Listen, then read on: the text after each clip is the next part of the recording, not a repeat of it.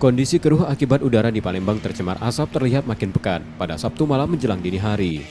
Udara di Palembang sangat kabur karena diselimuti kabut asap dan berbau akibat kebakaran lahan dan hutan terutama di Kabupaten Ogan Komering Ilir yang kini sudah membakar kubah gambut yang cukup dalam.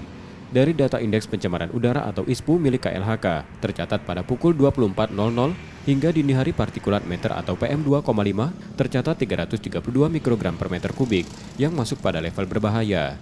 Kondisi udara Palembang pada kondisi tersebut sudah terjadi 3 hari terakhir. Dirjen Pengendalian Pencemaran dan Kerusakan Lingkungan KLHK mendorong pemerintah daerah di Sumatera Selatan dapat segera menetapkan kasus darurat pada kondisi saat ini. Diterapkan dari KLHK? Kalau yang sebetulnya kalau sudah ISPU-nya itu warnanya hitam, berbahaya, sebetulnya itu bisa jadi trigger bagi pemerintah daerah untuk menyatakan darurat. Sehingga dana-dana bencana itu bisa disalurkan karena ada kondisi darurat tersebut. Dan ini kita lagi mendorong juga diskusi di daerah-daerah mana yang perlu untuk ditangani secara serius dari sisi dampaknya, dari kesehatannya, dari debu-debunya dan lain-lain.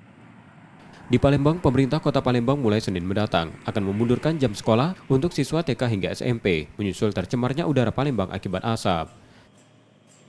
Tim Liputan, Kompas TV, Palembang, Sumatera Selatan.